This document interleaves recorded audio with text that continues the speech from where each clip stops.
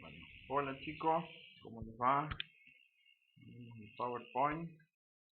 Bueno, siguiendo con la lógica de los prácticos, como les había adelantado, hoy vamos a ver específicamente el trabajo práctico 1, que es el que deberían haber leído. Algunos me han escrito que tenían dificultades para contestar las preguntas. Sería raro que no las tuvieran. La cosa era que lo tuvieran leído, digamos, el práctico, eso era lo importante. Lo tuvieran leído el trabajo. Eh, para después sí lo puedan contestar la guía. Eh, Después estén atentos, lunes o martes yo voy a hacer un horario de consulta. Vamos a ver si lo hacemos por chat o lo hacemos en directo, así que eso se los voy a poner en el lugar de la cátedra. Así terminamos de redondear eso y vemos, bueno, si lo entregan de miércoles a viernes, una cosa así vamos a hacer. Ya después les digo bien la fecha, pero en principio va a ser esa, porque les han corrido el parcial, así que la semana que viene al menos en esta materia se podrían dedicar a eso. Y también les voy a subir el correo de donde hay que mandarlo. Así lo hacemos más. Así a mí me quedan todos los trabajos en un solo correo y no en el mío virtual. Eh, bueno,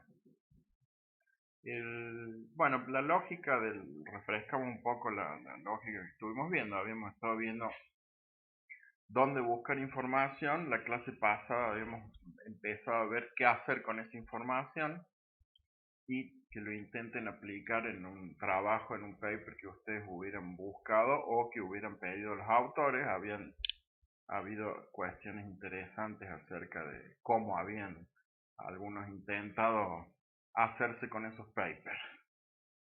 Vamos a aprovechar que no estamos en el aula, discúlpenme, me voy a fumar un puchito. Después de ese spray cero, ahí está la prueba. Después de estas dos cuestiones, es decir, buscar información y tener ciertos mínimos reglas acerca de cómo leer esos trabajos, se habrán dado cuenta que tienen ciertas particularidades, tienen, como les dije en las clases pasadas, tienen ciertos códigos, estos trabajos, estos papers, como les llamamos en la jerga. Les había propuesto que yo les había buscado un paper particular, que es este que están empezando a ver, vamos a ponerlo en pantalla grande, y que es el que ahora sí van a tener que releerlo luego de esta clase y contestar las preguntas del cuestionario. Les había dicho, creo, por qué lo había elegido este paper, que no es un paper ya tan nuevo, del 2006, ahora seguramente hay papers más contemporáneos, más actuales, pero bueno, tiene varias particularidades de trabajo. Uno es que dos de los autores, Fernández y Manoilov, son profes de la Nacional. Fernández lo pueden llegar a tener una comisión de trabajos prácticos de psicométricas y bueno, Manoilov ahora está de licencia, está en otro país momentáneamente. Pero lo importante, digamos, era eso, que es gente de la facultad y aparte gente que no son investigadores de carrera, digamos, gente que se dedica a la psicología clínica, y la pregunta que se hicieron en esa época era básicamente evaluar, digamos, la eficacia de un tratamiento determinado, un tratamiento neuropsicológico, sobre un caso único. Es un estudio, como les había dicho, de caso único, en una patología en particular que es la demencia de Alzheimer. Lo primero que van a tener, bueno, es el título del trabajo, luego los autores, que es lo que estábamos hablando recién, la revista, una revista, ya se pueden imaginar, es un paper traducido, este es un paper que está en inglés, ya habrán visto que les puse las dos versiones. Esta revista, Neuropsychological Rehabilitation, una revista puntual de rehabilitación neuropsicológica, no van a encontrar papers generales de psicología, van a encontrar papers puntuales. Y ahí está, bueno, la anotación del año de publicación, el volumen y las páginas y la editorial. Esa es la forma en la cual se cita un paper, y bueno, la forma que si uno no lo puede buscar ese paper y se encuentra con él, y no lo puede bajar y se encuentra con algún dato del autor y se lo puede pedir, esa es la forma que se lo pide, de acuerdo a esa formulita que les había dado en uno de los PowerPoint de las clases anteriores, de cómo se le solicitaba al autor de un trabajo el cual ha sido autor.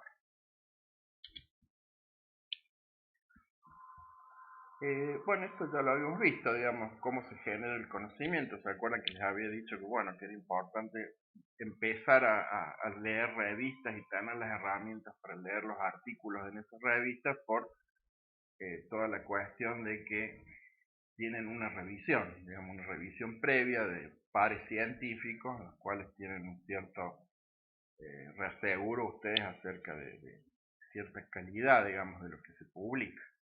También habíamos visto metodologías de caso único, habíamos visto históricamente las metodologías de caso. Yo les había empezado a explicar ya en caso único que eran diseños AB, diseños AB, que es el de ese trabajo, características de los papers o trabajos originales o artículos de revistas, es lo mismo. Y lo que vamos a empezar a ver en este trabajo, lo primero que ustedes se van a encontrar luego del título, de los autores, etcétera, etcétera, es el resumen o el abstract. Fíjense en el caso de este paper, dice, fíjense esta es otra de las razones por las cuales elegí este paper, porque está muy bien escrito, está muy ordenadamente escrito. Dice, fueron evaluados en este estudio los efectos de un tratamiento en un paciente de demencia. La demencia es la enfermedad de Alzheimer, es un tipo de demencia, no es el único, es el más conocido, digamos. También están las demencias frontotemporales, las demencias vasculares, algunos otros tipos. Dice, un individuo diagnosticado con Alzheimer fue tratado con rehabilitación neuropsicológica por un periodo de 2 años y 10 meses. Por eso, en el título dice tratamiento cognitivo a largo plazo. 2 años y 10 meses es un tratamiento extenso. Y también dice un diseño AB fue aplicado para el tratamiento cognitivo. Fíjense, en tan pocos renglones toda la información que ustedes tienen, pero se supone, digamos, en todo este tipo de trabajos que el lector de este tipo de artículos ya tiene un conocimiento previo. Si yo no les hubiera explicado qué es un diseño AB en la clase pasada, ustedes están ciegos no tienen por qué comprender esta notación. Sin embargo, con leer este regla, ustedes ya saben que va a ser un diseño de caso único que tiene 2 fases de no tratamiento, una de tratamiento, otra fase de no tratamiento y una segunda fase de tratamiento. Se fue aplicado para el tratamiento cognitivo. Ya saben acá, digamos, qué tipo de tratamiento es, rehabilitación neuropsicológica, y les informa qué diagnóstico tiene la persona. Y acá les resume en qué consiste el tratamiento. Se consiste en una combinación de reentrenamiento directo y entrenamiento en actividades cotidianas.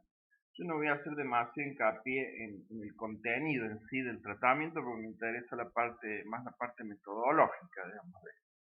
Y aparte porque, digamos, son diseños que no necesariamente un diseño BAB uno puede hacer varios tipos de tratamiento que no sean necesariamente cognitivos ni necesariamente neuropsicológicos. Lo que me interesa es que tengan la estructura, el concepto metodológico de esto. Después dice, el rendimiento cognitivo fue monitoreado usando la escala de demencia de Matis.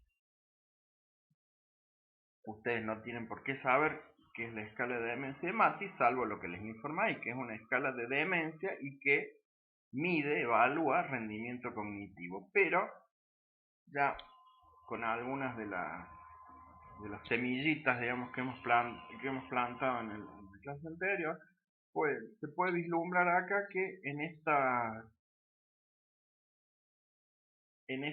estos renglones lo que les define son las variables.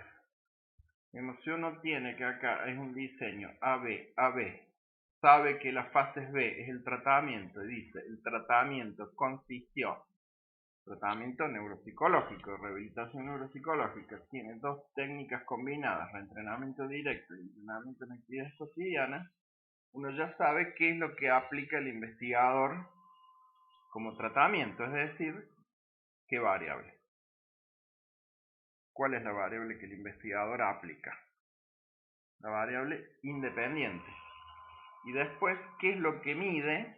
Se lo dice en el próximo renglón. El rendimiento cognitivo fue monitoreado, fue evaluado, usando la escala de demencia de Matis. Después, en uno de los gráficos van a ver que verticalmente dice escala de demencia de Matis y horizontalmente están puestas las fases de no tratamiento y tratamiento. Entonces uno ya sabe que los puntajes que te dé la escala de demencia de Matis van a ser ¿qué variable? La variable dependiente, es decir, los cambios en esta escala dependen, por eso se llama variable dependiente, del tratamiento en estas dos fases, que es la variable independiente. Y después el resumen termina diciendo los resultados y algo de lo que es la discusión y las conclusiones. Dice, los resultados mostraron un mejoramiento y un menor declinamiento durante las fases de tratamiento. Entonces está diciendo que durante estas dos fases, las fases B, hubo un mejoramiento acá y un menor declinamiento. Comparadas, dice, con las fases de no tratamiento, es decir, con estas dos fases A. ¿Se acuerdan que habíamos visto las fases de un diseño de caso único? Y después concluye, el tratamiento a largo plazo, es decir, estos 2 años y 10 meses, se mostró efectivo en la demencia de Alzheimer. Aunque los fármacos, bueno, esto de los fármacos, cuando vuelvan a leer el paper, bórrenlo de su memoria y de su lectura, porque lo único que suele traer son problemas. En el sentido que acá los fármacos no son ni variables independientes ni variables dependientes. Los fármacos son lo que ustedes pueden leer en el libro, en cualquier libro de metodología, o hay algunos rudimentos en el libro de Kosakov, como le llaman variables intervinientes, en el sentido de que los fármacos, digamos, ninguno de estos investigadores los modula. Digamos, los fármacos están, cualquier persona que tenga Alzheimer le van a dar un fármaco, aunque no sirve de mucho, hay toda una cuestión que plantea el artículo, pero dice, aunque los fármacos que se utilizaron pudieron tener algún beneficio, la rehabilitación neuropsicológica, es decir, el tratamiento, jugó un rol importante en el éxito del tratamiento, apareciendo como una condición necesaria. ¿Qué es una condición necesaria?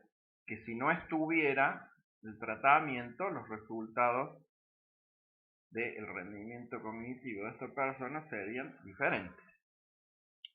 Fíjense, un buen resumen, y este es un muy buen resumen, toda la información que les da, siempre que uno tenga cierta información previa, que es lo que estoy intentando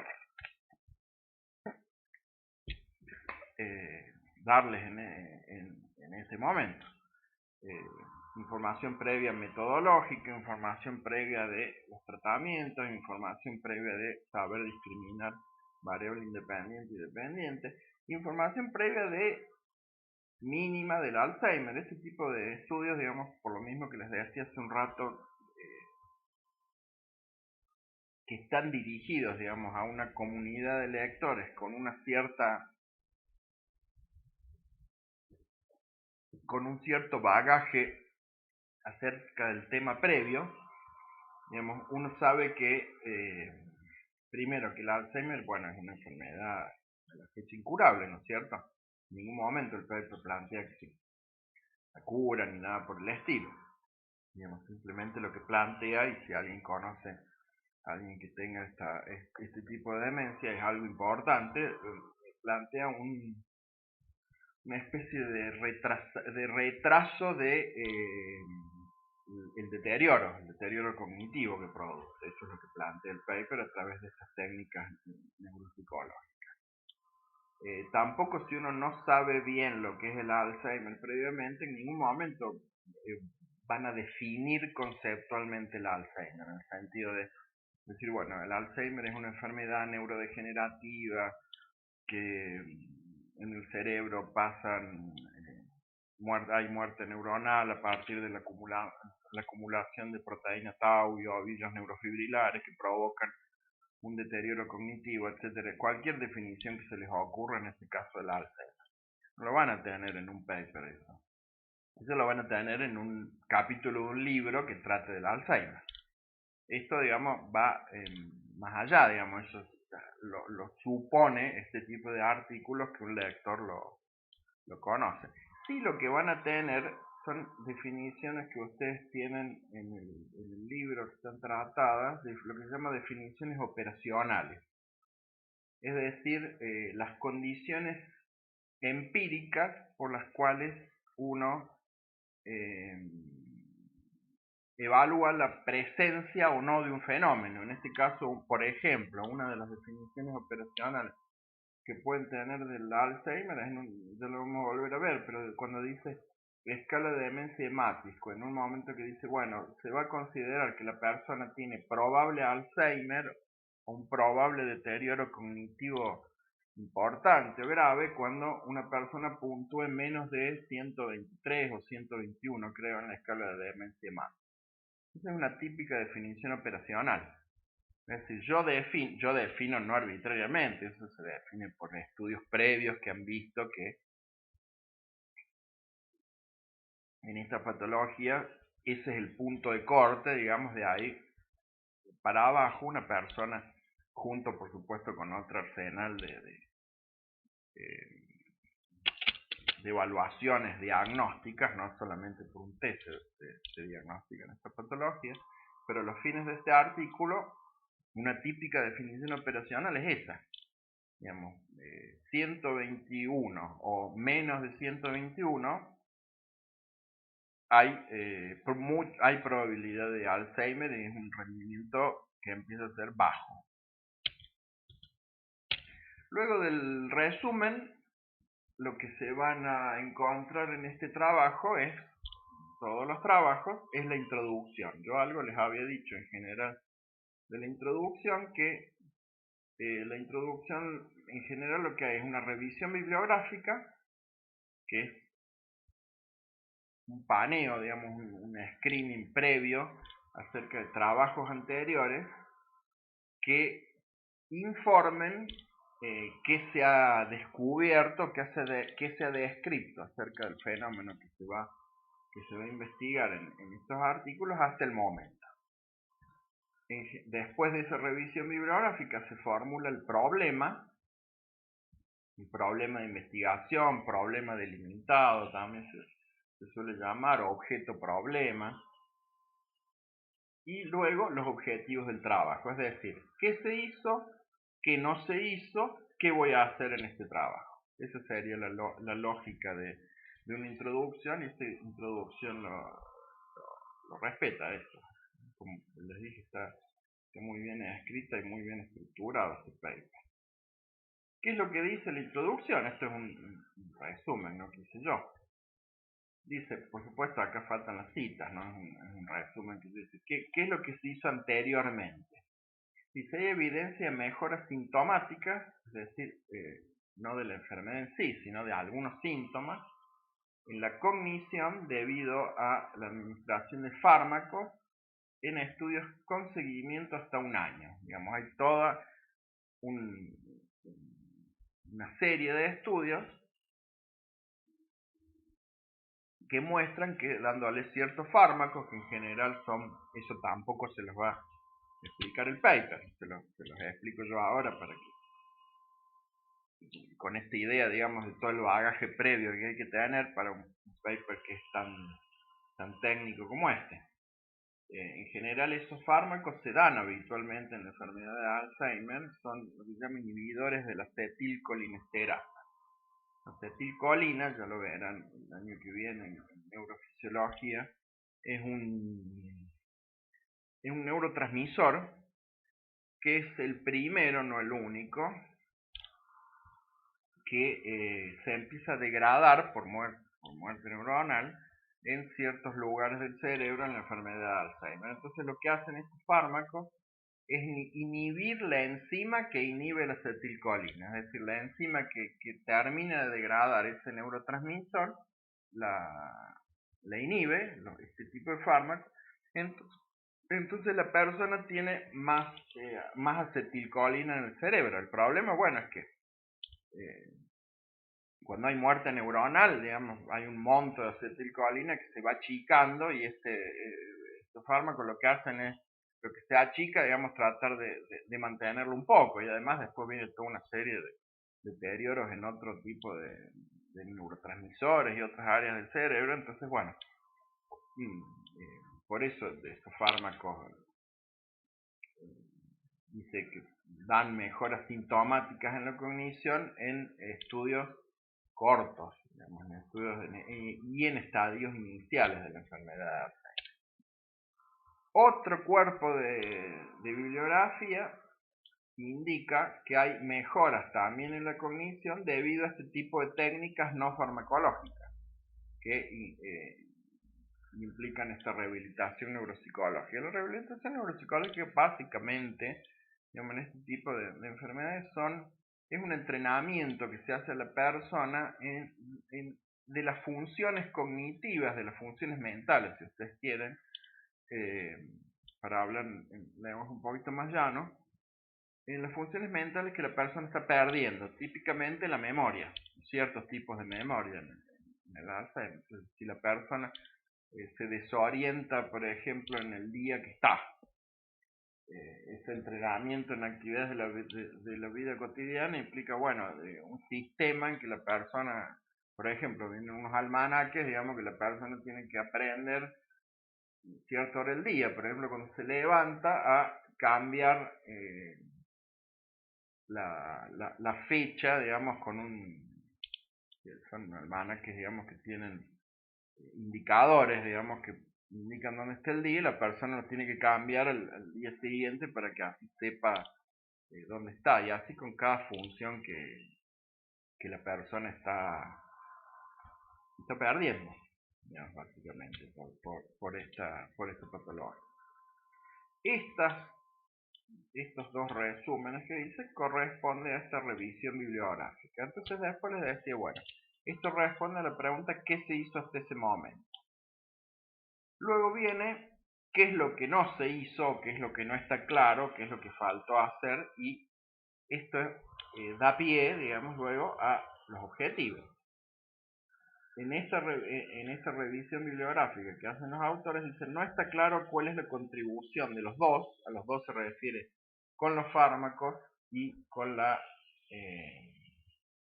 los tratamientos de rehabilitación neuropsicológica, es decir, no está claro cuál es más importante, no está claro si uno puede estar sin el otro, no está claro ese tipo de cosas. Y todos, tanto los estudios con fármacos o con tratamientos neuropsicológicos, son tratamientos de corto plazo, es decir, se han evaluado pocas semanas de tratamiento, no a largo plazo. Es decir, los han seguido durante un periodo de no más de un año en este cuerpo bibliográfico. Entonces lo que está diciendo acá es, bueno, sí, hay bibliografía que muestra mejoras debido a darle ciertos fármacos. Hay bibliografía debido a que también hay mejoras debido a tratamientos no farmacológicos. Bueno, ¿cuánto contribuye cada uno de estos dos abordajes y si sirven más allá del corto seguimiento que han hecho? Eso es el problema delimitado que se llama. Y eso da el pie, digamos, para formular el objetivo del trabajo. El objetivo del trabajo es cómo la neurorehabilitación cambia el rendimiento, la performance cognitiva de un paciente con Alzheimer que esté bajo tratamiento farmacológico y cuál es la eficacia de este tratamiento. Con ese tratamiento se refiere a la rehabilitación neuropsicológica, ¿no? Y cuál es la eficacia de este tratamiento a largo plazo. Ese es el objetivo del trabajo.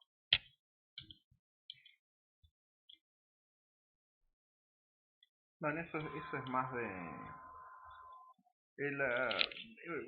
eso es más de manual de metodología este slide. Pero es básicamente lo mismo que les estoy diciendo, digamos. Este tipo de artículos es una forma de responder ordenadamente a una pregunta, digamos, básicamente. Entonces, por eso todos los partes de un artículo, pero en particular la introducción, es algo lógico, digamos, no es algo intuitivo que responde a ciertos pasos que denominamos método científico. Fíjense que no es demasiado extensa la introducción ni nada por el estilo.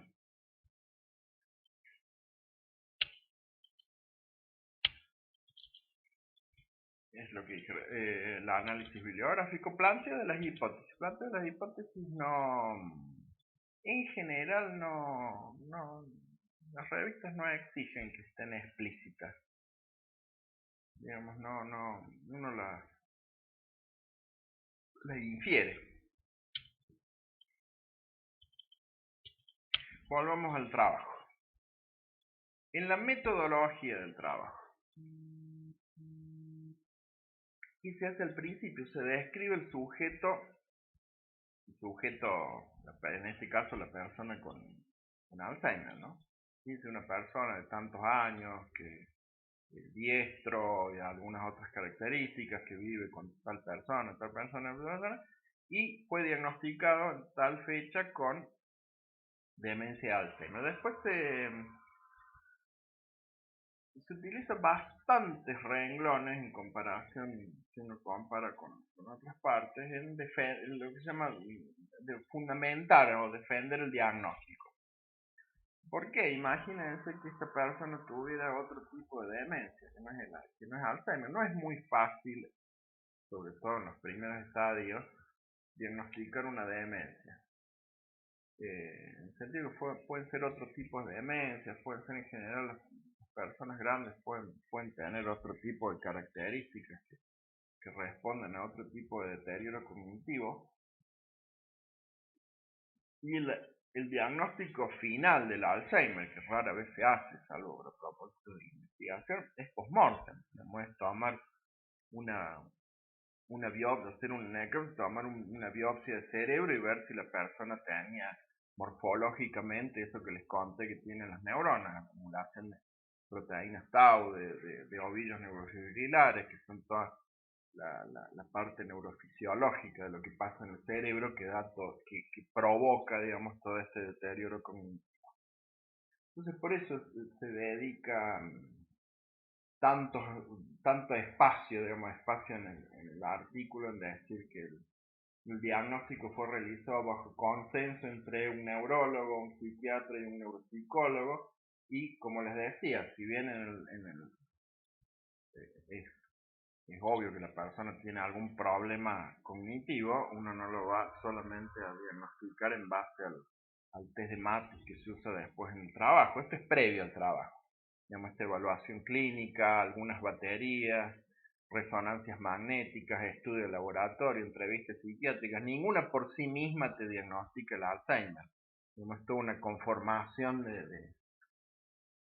pasos, digamos, pasos también lógicos, fundamentados y ordenados para hacer un diagnóstico tan importante como una demencia y una demencia de Alzheimer. También se dice qué test se usan para hacer el diagnóstico, qué razones se eligieron para estos test con los cuales se realizó esa evaluación. Y esto es lo más parecido, digamos, en general, un paper, también lo más parecido a mí me gusta, es un ejemplo, una analogía didáctica, por supuesto, ¿no? Es lo más análogo a un fallo de un juez.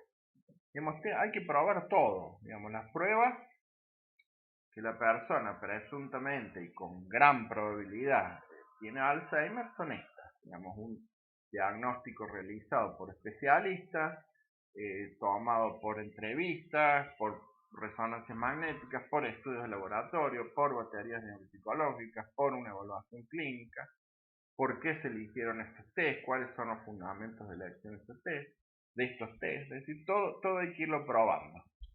Pero como les digo, bueno, esto es previo a el diseño AB-AB. Es para simplemente y fundamentalmente estar seguro que esta persona tiene Alzheimer, que es lo que se quiere estudiar luego con la aplicación o no de este tratamiento neuropsicológico.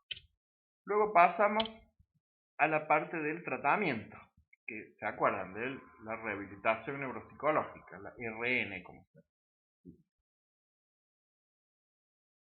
que dice que el tratamiento tiene dos técnicas que responden a la rehabilitación neuropsicológica, que son ¿por qué se me va el puntero?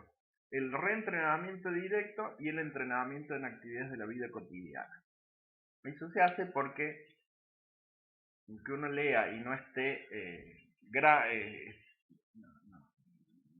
no esté explicado, digamos, en detalle cuáles son estas técnicas, bueno, la gente que se dedica a la rehabilitación neuropsicológica, al leerlas, sabe qué tipo de técnicas son. Y después también se dice dentro del tratamiento que dice que no son los mismos ejercicios utilizados en el reentrenamiento directo, en el entrenamiento de la vida cotidiana, para contestar el test de Matis. Es decir, ¿qué quiere decir esto? Que en las fases B de los tratamientos, de este tratamiento directo, de entrenamiento de la vida cotidiana, yo le doy a la persona a través de las sesiones de entrenamiento y reentrenamiento ciertos ejercicios, digamos, se les da ejercicios atencionales, ejercicios de habilidad visoespacial, ejercicios de memoria a corto y a largo plazo, de memoria semántica, que es tipo de memoria a largo plazo, de conceptualización. Pero esos ejercicios después cuando yo evalúo, cuando me da ese puntaje en el test de Matis, no son los mismos ejercicios. ¿Por qué? Eso probablemente a alguno de los revisores de la revista les haya pedido que lo aclaren. Porque yo no estoy, puede haber un efecto de aprendizaje, yo no estoy entrenando a la persona para que me conteste un test y puntúe mejor. Yo estoy entrenando una función, digamos, estoy entrenando memoria a corto plazo. Entonces yo tengo que tener un nivel necesario de generalización para que, a ver, si yo les a chiquitos de primario les estoy enseñando a sumar, digamos, y les doy en la clase 2 más 2, 4, 3 más 3, 6, y después en el examen les doy el mismo 2 más 2, 3 más 3, yo lo que tengo que hacer es darle otros números que sume para que estar seguro que el chico aprendió a sumar, no que aprendió el ejercicio puntual ese del 2 más 2, 4, que lo puede recordar simplemente por repetición, y porque aprendió eso, no aprendió sumar. ¿Se entiende cuál es la diferencia? Ya vamos a volver a eso.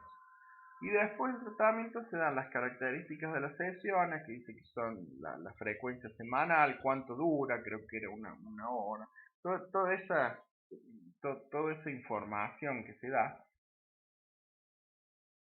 ¿Por qué? Porque se supone que si yo obtengo algún resultado en este tipo de artículo, una persona un clínico que tenga esta orientación neuropsicológica, tengo un paciente con Alzheimer, tiene que saber, digamos, cómo repetir este esquema para que la persona mejore, digamos.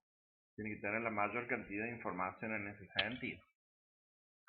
Esto ustedes ya lo conocen, el diseño experimental en realidad es un diseño cuasi experimental, porque no tiene grupos y un montón, dos o tres cuestiones más técnicas que no tienen más importancia.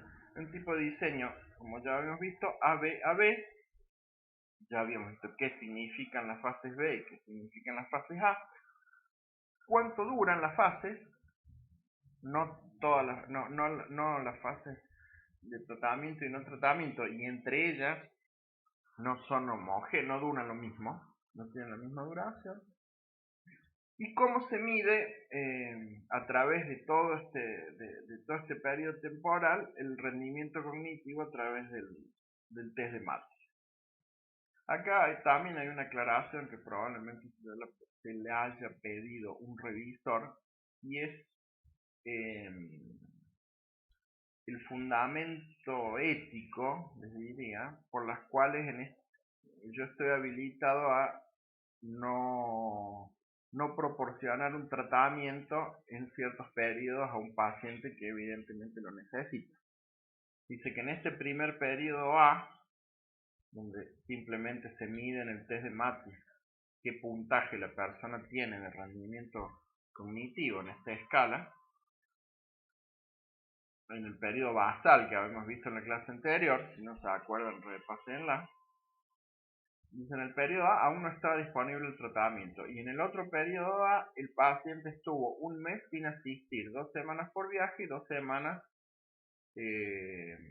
porque no fue no fue al tratamiento. Entonces esa circunstancia de alguna manera cuasi azarosa les definió a estos investigadores un periodo de no tratamiento, un periodo de tratamiento, un nuevo periodo de no tratamiento y un último periodo de tratamiento neuropsicológico. Yo no puedo por sí mismo, aún investigando, tenemos una persona más con ese tipo de patología, decirle, bueno, vamos a probar, estando en tratamiento, vamos a probar un mes sin tratamiento a ver si se viene abajo o no se viene abajo. No, eso no se puede hacer. No, acá me dieron circunstancias que les vino básicamente como anillo al dedo para tener 2 fases de no tratamiento a tratamiento. ¿Se entiende? Si no, probablemente hubieran tenido estas 2 fases, ¿no? Una fase de no tratamiento y otra fase más extensa solo de tratamiento. Ya hemos visto que los diseños AB solo son un poco menos robustos que este tipo de diseño.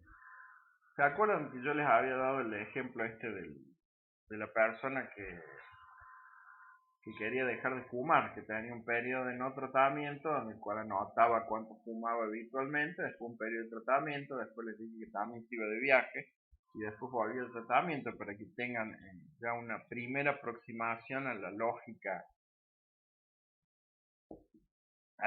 del diseño de este artículo. Y ahí vamos a los bifes, digamos, que son los resultados. ¿Qué es lo que uno ve en este gráfico o en esta línea sin que sepa nada de lo que hemos estado viendo antes?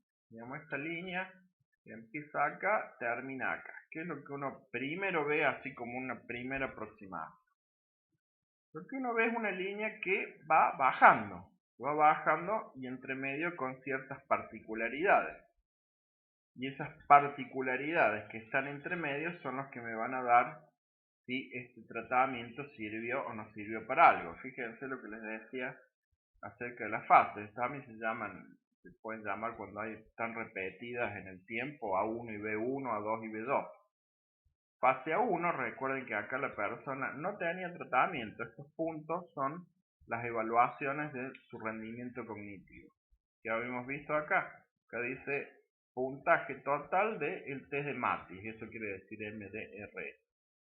¿Se acuerdan que habíamos dicho hace un rato? Si la persona puntuaba. Este test es un test si alguno sabe inglés y lo quiere leer completo, de una parte que no traduje el paper, este es un test que está compuesto por subescalas, que son como subtestitos, digamos, subtest, y este es el puntaje final, se compone, digamos, del rendimiento de la persona en esa subescala, que es una escala de memoria a corto plazo, otra escala de conceptualización, otra escala de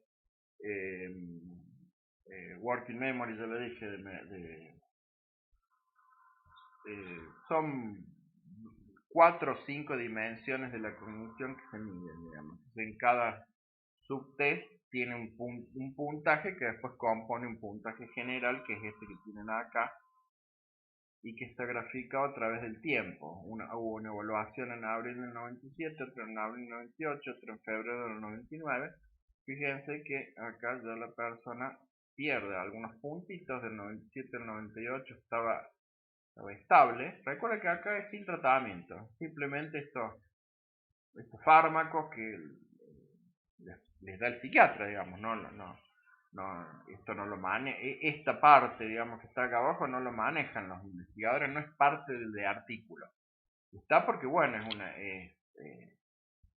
que tenga o no medicación una persona es relevante para este tipo de cosas, pero no es una variable independiente ni una variable dependiente la medicación, es como les dije hace un rato, una variable interviniente, en los que los tres autores del artículo no controlan cuándo dárselo, cuándo no dárselo, cuándo modificarle la dosis. Entonces uno se tiene que centrar en este gráfico. Y esto que les había dicho, puntaje total antes de Matis, era la variable dependiente, ¿no es cierto? Y el tratamiento aplicado, es decir, que se aplica en las fases B1 y las fases B2, era la variable independiente. La otra depende, estos puntajes dependen del tratamiento realizado. Entonces volvamos a esta primera fase. La primera fase de no tratamiento, les decía que durante 3 años la persona está relativamente bastante estable el primer año, del 97 al 98, y después empieza a perder unos puntos. Fíjense, en febrero del 99, es decir, perder puntos implica rendir peor, digamos, rendir peor en estas pruebas. La explicación que se da, que es la que les estoy dando yo, es un constante declinamiento a través del periodo de observación, de A1, es decir, periodo de no tratamiento, el primer periodo, la primera fase basal, que es como les había dicho en la clase anterior. Acá B1 es durante el periodo que va de julio del 2000 a septiembre del 2002, tenemos, fíjense que es una fase extensa de tratamiento. Es un constante declinamiento, pues la persona termina bastante abajo, ya que la enfermedad va avanzando, digamos, también. Dice, en A1 bajo 3 puntos el primer año y luego 9, es lo que les venía contando yo, que acá baja poquito y acá ya empieza a bajar más. Aquí en la fase B1, donde se aplica el tratamiento de rehabilitación neuropsicológica, es decir, de reentrenamiento directo y entrenamiento en actividades de la vida cotidiana, el primer, digamos, el primer resultado interesante del estudio es este. Digamos que la persona permanece estable durante 13 meses, de julio del 2000 a agosto del 2001. Inclusive acá, entre julio del 2000, septiembre del 2000 y marzo del 2001, fíjense que inclusive recupera unos puntitos en el rendimiento de este test de Matis. No llega a como empezó, porque ya avanza, la enfermedad está avanza. Una enfermedad que se llama neurodegenerativa, digamos, se van muriendo neuronas, se puede decir, neurodegenerativa. Pero casi que se acerca a febrero del 99. Y esto, este año y 13 meses, este año y un mes, digamos, clínicamente es la importancia prácticamente trabajo, que parece algo humilde, pero bueno, en una enfermedad incurable, básicamente, que una persona con Alzheimer no vea deteriorada su calidad cognitiva, su rendimiento cognitivo, es relevante, digamos, ante una enfermedad en que no hay un tratamiento curativo, digamos, tratamientos son de retraso de deterioro. Luego, bueno, hay una cuestión ahí que, como les dije, no manejan los investigadores, que hay una persona no deja de tomar la medicación, ahí dice los periodos, y bueno, ahí se forma un descalabro. Parece ser que por sí misma, por eso se retoma la discusión, la medicación no provoca estos aumentos o estabilizaciones del puntaje, pero como que dan el contexto cerebral fisiológico para que el tratamiento psicológico, para que el tratamiento neuropsicológico sí funcione. Entonces, para que esto funcione, tiene que haber estos inhibidores de la acetilcolinesterasa dando vueltas en el organismo. Entonces, por eso dice que la medicación en algún momento, ya lo vamos a retomar de la discusión, es una condición necesaria, pero no suficiente. Es decir, tiene que estar la medicación y tiene que estar el tratamiento para que surta algún efecto. Hay un derrumbe de los puntajes luego de interrumpir la medicación. Recuerden que esta fase A2 es la fase del mes donde la persona no está. Cuando vuelve la persona se le hace una evaluación y ya está muy bajo en los puntajes. Y hay una cierta recuperación y una estabilización del puntaje cuando la persona reingresa al tratamiento B2. Probablemente estas dos fases sean más importantes metodológicamente que para la clínica de la persona. Como les decía, el gol, digamos, de este trabajo está acá, digamos, en estos 13 meses de estabilización de los puntajes, que la persona, al menos cognitivamente, no parece sufrir deterioro y se frena bastante por este periodo la enfermedad. Aquí hay otro gráfico. ¿Se acuerdan que en estos estudios de caso único, este segundo gráfico no es tan importante como el primero, y de hecho es una complejización del primer gráfico? En realidad, esta línea que ustedes tienen acá es la misma, exactamente la misma que estuvimos viendo recién, nada más que acá se compara. ¿Se acuerdan que estos estudios de caso único dijimos que la persona evaluada, el sujeto experimental, es el control de sí mismo? Digamos, se comparan estas fases de tratamiento no con otro grupo, sino con las fases de no tratamiento de la propia persona.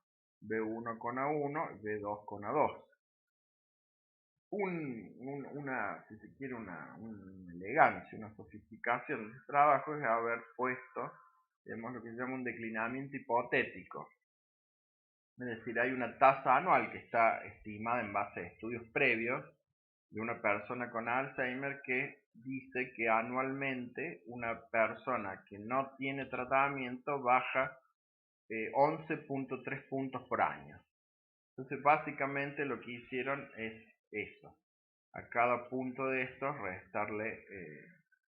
restarle 11,3, que daría, digamos, el declinamiento hipotético de la persona si no tuviera estas fases de tratamiento. Entonces, mientras más junta esté, digamos, una cosa, pero mientras más se aleje, digamos, más baja esté esta medida hipotética, mejor, digamos, va a realzar la importancia del tratamiento. Digamos, una forma técnica de probar, digamos,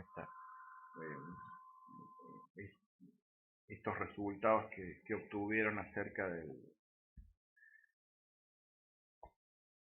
mejoramiento. Entonces dice, ahí explica lo que es esta línea hipotética. Hipotético declinamiento cognitivo, dice: acorde a estimar la tasa anual de baja de 11,3 puntos por año en caso de que no hubiera tenido tratamiento.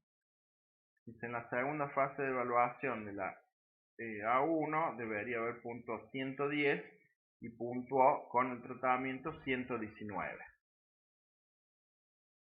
Perdón, la fase 1 es la fase sin tratamiento. En la última evaluación debió haber puntuado 53, pero puntuó 82, una diferencia de 28 puntos. Esta es otra forma más indirecta y probablemente también se les haya pedido a algún revisor de probar, digamos, que mientras más puntos difieran esta línea con este punto con este otro punto, digamos, más eficaz va a ser el tratamiento. ¿Qué viene luego? Viene la discusión.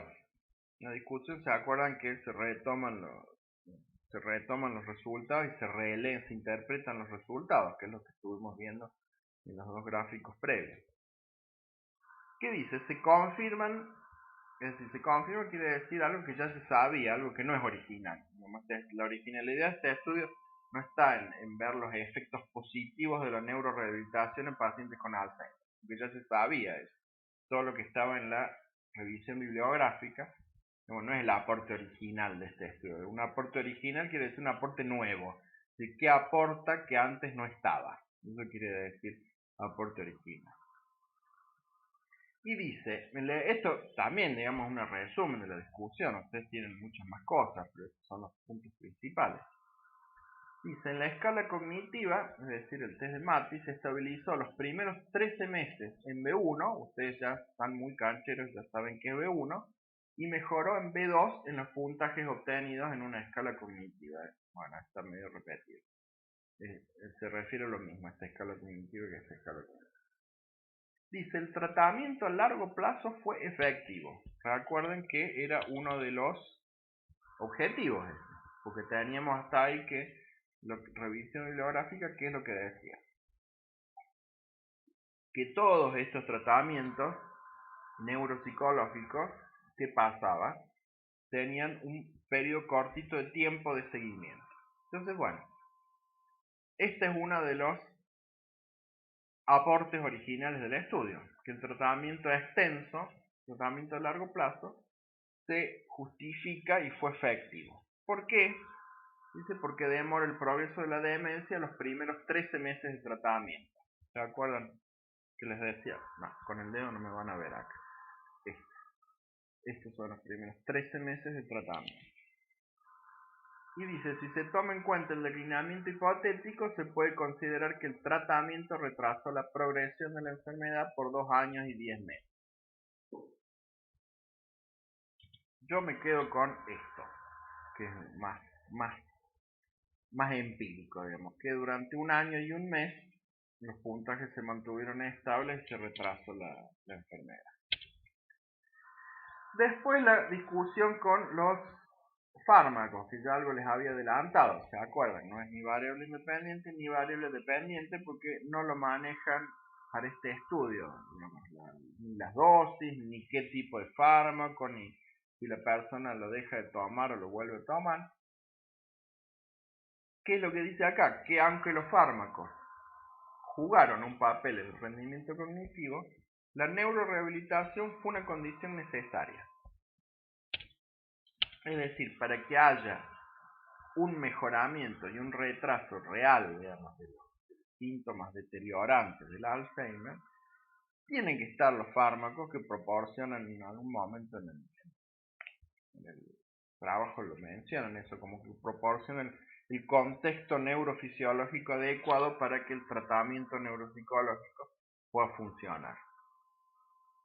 Dice, durante la fase 1, el paciente estaba medicado, es decir, acá, fase 1, el paciente estaba medicado, dice, pero los puntajes continuaron bajando, eso es lo que dice acá. Entonces, la farmacoterapia por sí misma no fue suficiente para detener el declive cognitivo. Limitaciones del estudio. ¿Se acuerdan que les dije que era importante que en los trabajos, además de decir si obtuvieron tal resultado y arribamos y contestamos los objetivos, también es importante estipular las limitaciones del trabajo. Dice, el paciente siempre estuvo bajo algún tratamiento, es decir, no se puede ver la contribución específica de la neurorehabilitación. También algo que es típico de un planteo revisor, dice, la demora en el declive cognitivo en B1 pudo ser por un retraso natural de la enfermedad.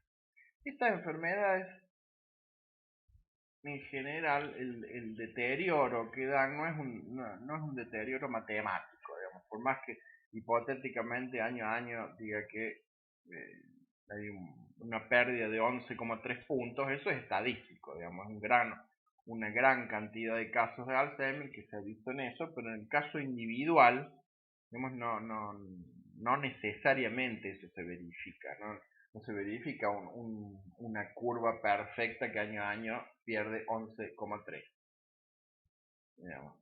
Lo que sí se puede ver, digamos, es como picos y valles, digamos, mejor dicho, no picos, pero como amesetamientos, digamos, un periodo, eso es lo que está diciendo ahí el paper. Se está preguntando, bueno, esta demora, esto, puntualmente, es esto que está acá derechito, digamos, ¿fue por la rehabilitación neuropsicológica o fue por un retraso natural de la enfermedad? Esto es lo que le estoy diciendo, digamos, que no es un declive, aunque no estuvieran estos tratamientos, digamos, no hay un declive perfecto de 11,3 puntos año a año. ¿Se entiende? ¿Qué está diciendo? Bueno, es este retraso de la neurorehabilitación pudo ser en realidad otra variable que no fue eso, pudo ser un retraso natural de la enfermedad por X causa que en general no se conoce eso, porque tienen esos periodos buenos, digamos, le llama la gente. ¿Y qué es lo que dice? Que bueno, en B2 se ve que aumenta el puntaje de la ausencia del tratamiento.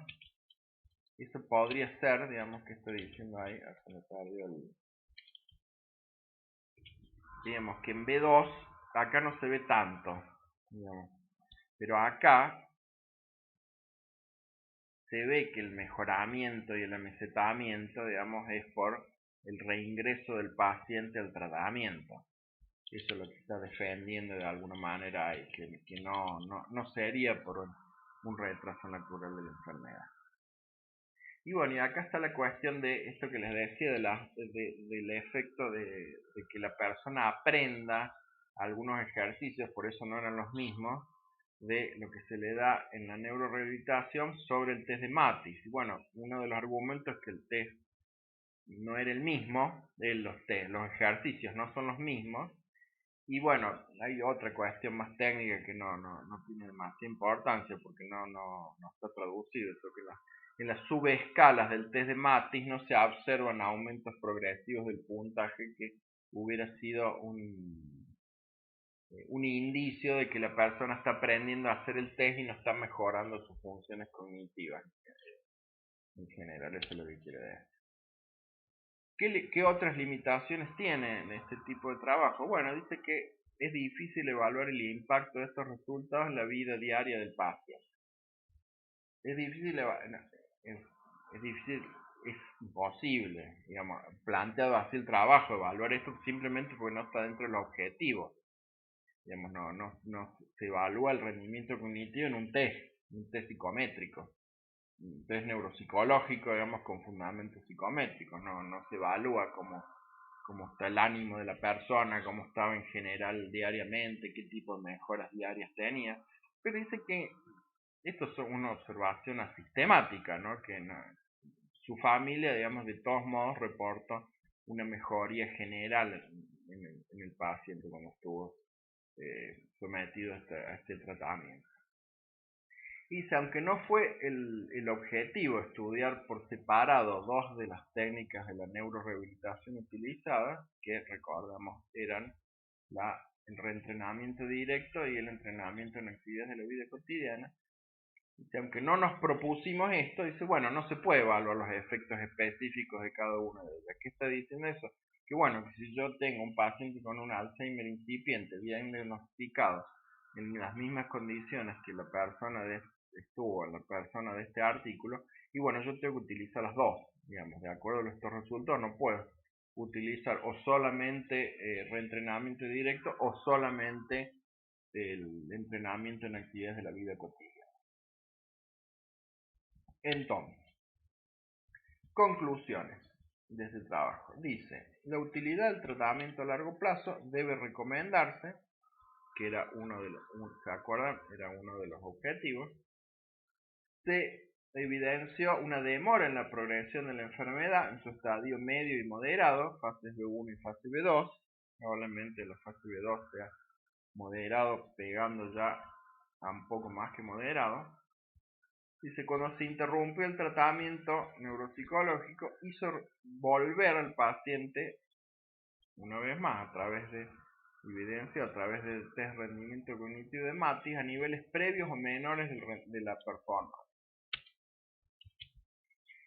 Bueno, creo que lo hemos desmenuzado bastante el artículo y algunas de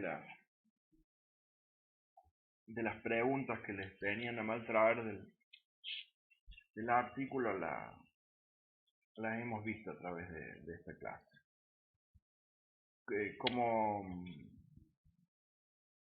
final, digamos, yo les puse algunos ejemplos, digamos, que no son de caso único, son de estudios ya más comunes de grupo experimental y grupo control, para que hagamos esta cuestión de discriminar variable independiente y variable dependiente. Acá también tienen que discriminar grupo experimental y grupo control. Como les dije al principio de la clase, yo próximamente les voy a poner, todavía no sé si por Zoom o por Meet, vamos a ver, lunes o martes, tampoco decidí cuándo. Si ahora empiecen a releerlo el artículo, a intentar contestar la guía, esas 8 o 10 preguntas que ustedes tienen. Las primeras preguntas son preguntas de inferencia, digamos, no las van a tener en el paper, digamos. No es simplemente discriminar en una parte del paper donde está la pregunta, las van a tener que pensar. Empiecen a hacer eso y ya les digo, lunes o martes vamos a hacer vamos a ver si es por chat o en directo, y el horario, para evacuar dudas, digamos, de eso, así ya miércoles, jueves o viernes ya lo pueden ir entregando, y bueno, y les voy a decir acá qué correo y etc.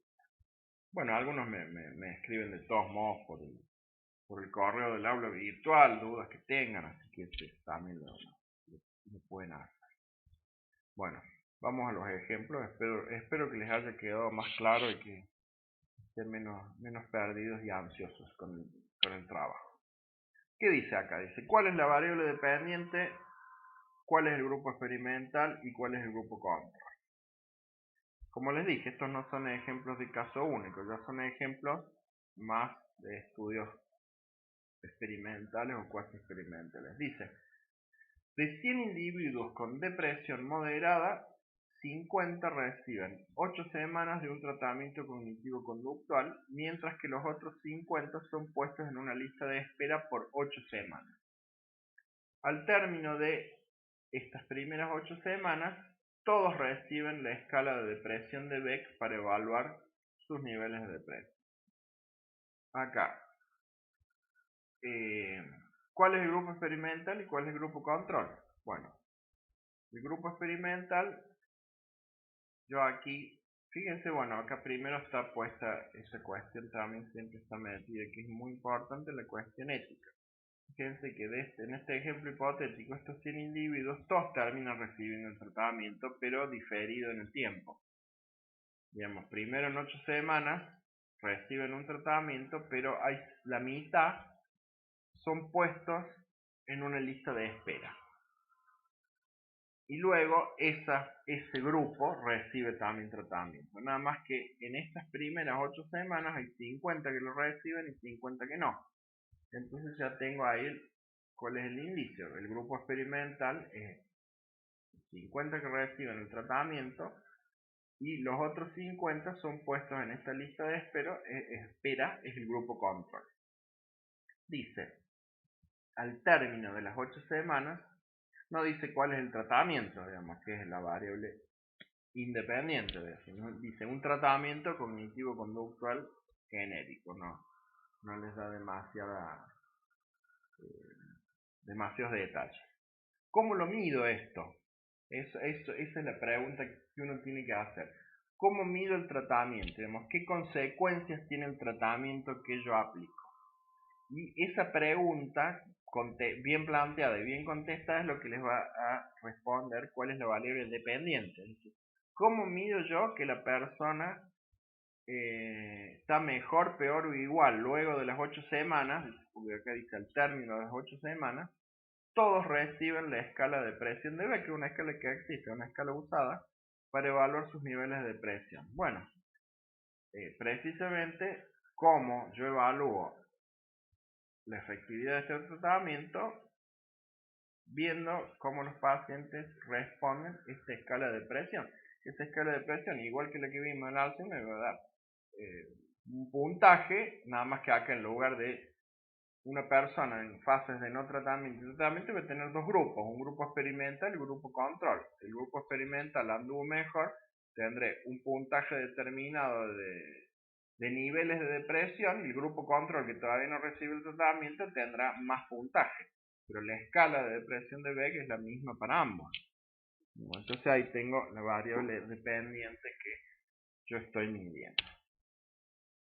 Ahora salgamos de las personas, vamos a un ejemplo con animales, que también es investigación básica, es un quehacer investigativo del psicólogo. Y si un psicólogo está estudiando los efectos de los anabólicos esteroides sobre la conducta agresiva en ratas hembras. 24 ratas hembras reciben inyecciones diarias de un placebo. Un placebo es un tratamiento que no genera nada, básicamente. Genera cosas, pero digamos, no tiene el principio activo del tratamiento, eso es un placebo. Mientras dice que otras 20, en general es agua, solución sálida. Mientras que otras 24 ratas reciben inyecciones diarias del anabólico esteroide. Dice, las ratas son filmadas y se analizan los encuentros agresivos, tanto en su frecuencia como en su duración. Acá, ¿cuál es el grupo experimental? El grupo control, que es lo que estoy estudiando yo, anabólicos esteroides. Entonces, mi tratamiento van a ser las inyecciones diarias en este grupo de 24 ratas, y ese va a ser el grupo experimental del anabólico esteroide. Y el tratamiento va a ser el anabólico esteroide. Este grupo, que recibe inyecciones diarias del placebo, va a ser mi grupo control. ¿Cómo mido la efectividad del tratamiento en ambos grupos para compararlos? En la frecuencia y duración de los encuentros agresivos. Es decir, yo voy a tener dos gráficos ahí básicamente. Uno que voy a tener duración y otro frecuencia de estos encuentros agresivos que yo filmé y que tabulé de acuerdo a ciertos parámetros previos. Vamos a otra área de la psicología, psicología laboral. Dice, un psicólogo laboral está interesado en saber si temperaturas más bajas en una habitación de empaque pueden incrementar la productividad. Dice número de productos empacados. Ahí tienen una definición operacional, digamos, ¿cómo mido yo productividad? El número de productos que están empacados, que van a empacarse. Dice, trabajadores en dos habitaciones de empaque equivalentes participan del estudio. Una habitación es mantenida a 18 grados, mientras la otra es mantenida a la temperatura usual de 24 grados. ¿Cuál es ahí el grupo control y el grupo experimental? Si yo estoy interesado en medir temperatura, rendimiento en empaque, productividad en empaque en temperaturas bajas, mi grupo experimental va a ser este. Los trabajadores que están empacando en la habitación a 18 grados. Los trabajadores que estén realizando su labor como es usual a una temperatura de 24 grados va a ser contra lo que yo voy a comparar. Entonces la otra habitación mantenida a 24 grados. Ahí, ¿cuál es mi variable? La variable independiente es la temperatura. ¿Y cuál es mi variable independiente? ¿Qué es lo que yo mido que va a depender que yo varíe o no la temperatura? ¿Cómo voy a medir eso? ¿Cómo voy a medir ese incremento en la productividad? Y voy a ver el número de productos empacados. Si en el grupo de 18 grados comparado con el grupo de 24 hay un incremento en la productividad, es decir, hay más productos empacados, ahí yo voy a tener mi medida a partir de ese número, digamos, mi variable dependiente, si mi hipótesis previa, si temperaturas más bajas en una habitación de empaque la incrementan, si mi hipótesis previa se ve confirmado o no, si tiene algún asidero o no. Dice, el último ejemplo. Una compañía farmacéutica conduce una investigación en un colegio acerca de una nueva droga. La droga hipotéticamente se llama Atendomax. Ya se imaginarán para qué es esa droga que se llama Atendomax, que es inventada, por supuesto.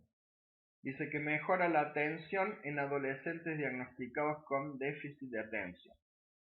Dice, la mitad de los estudiantes reciben cápsulas que contienen Ritalina, mientras la otra mitad reciben las cápsulas con Atendomax, que es el fármaco nuevo. Dice, los estudiantes presencian una serie de clases y se les solicita que tomen apuntes sobre esas clases. Luego esos apuntes se los analiza y se los puntúa teniendo en cuenta la completud y la precisión de los apuntes. Fíjense que en este ejemplo no tengo un grupo control sin tratamiento. Y así es gran parte de la investigación farmacológica. Lo que yo tengo son dos grupos en los cuales comparo un nuevo fármaco con el fármaco que se usa por protocolo, que se usa habitualmente, que se ha visto que tiene algún tipo de efecto. Entonces lo que yo tengo que demostrar ahí no es que tiene efecto la droga, sino que tiene más efecto y idealmente menos efectos secundarios que la droga que se está utilizando por protocolo actualmente. La Ritalina es la droga que se usa cuando alguien está bien diagnosticado con déficit de atención, que ese es otro tema que no lo vamos a tratar, pero hay personas que se benefician con la medicación, nada más que tienen que estar bien diagnosticadas, lo cual tampoco es fácil. No todas las personas tienen que ser medicadas con Ritalina cuando tienen déficit de atención e hiperactividad. Bueno, la cuestión que acá, volviendo a lo que nos convoca. ¿Cuál es el grupo experimental acá? Fíjense que los dos tienen tratamiento acá. Así que acá es un ejemplo más complejo, digamos, que esta definición. El grupo control es aquel que no recibe tratamiento. Bueno, acá ambos reciben tratamiento, nada más que yo estoy interesado en comparar esta nueva droga. Entonces eso me define a mí que este es el grupo experimental y el grupo control es la otra mitad de los estudiantes que están medicados con Ritalina, que es el fármaco habitual, y los otros reciben el fármaco nuevo. ¿Cómo mido eso? ¿Cómo mido que esta sea mejor que que el grupo experimental sea mejor que el grupo control o no? Puede ser un completo fracaso también. Dice, los estudiantes presencian una serie de clases, se les pide que tomen apuntes sobre ellas y luego son analizados y puntuados teniendo en cuenta la completud y la precisión. Es decir, la completud y la precisión de los apuntes es mi variable dependiente. Yo los trato, digamos, mi tratamiento, mi variable independiente es un fármaco nuevo, digamos, y el efecto de esa variable independiente yo lo voy a medir a través de la dependiente, que es la completud y la precisión de los apuntes, y la voy a comparar con aquel grupo cómo son los apuntes de aquel grupo que están medicados con Ritalina. Un poco el nombre comercial del Ritalina. Bueno, lo ideal es que hagan estos ejemplos, digamos, frenando, digamos, la solución que yo les di, digamos, que lo traten de sacar ustedes, digamos, y después reconfirmen o no si pudieron discriminar sobre todo la variable independiente y la dependiente. Me parece que el grupo control, el grupo experimental es más fácil de discriminar. Bueno, esto ya lo vimos, es para recordarlo y que lean el artículo en base a estas relaciones, digamos, si hay coherencia entre el título y los objetivos, si los objetivos se responden por las conclusiones, si las conclusiones están respaldadas por los resultados y si resuelven el problema delimitado. Eso también lo hemos visto. Y bueno, ya después vemos cómo seguimos con esto. Espero que les haya servido la clase. Así que bueno, cuídense chicos y nos veremos, bueno, no el miércoles que viene, el miércoles que viene van a tener entrega del práctico. En principio, si no les digo, de acuerdo a cómo salga las consultas que ya les dije que voy a poner el lunes o martes, ya vamos a ver qué día conviene que las ponemos. Así que bueno, gracias, cuídense y bueno, como se paraba esto de tener grabación, bueno chicos, que tengan lindo resto de semana, gracias.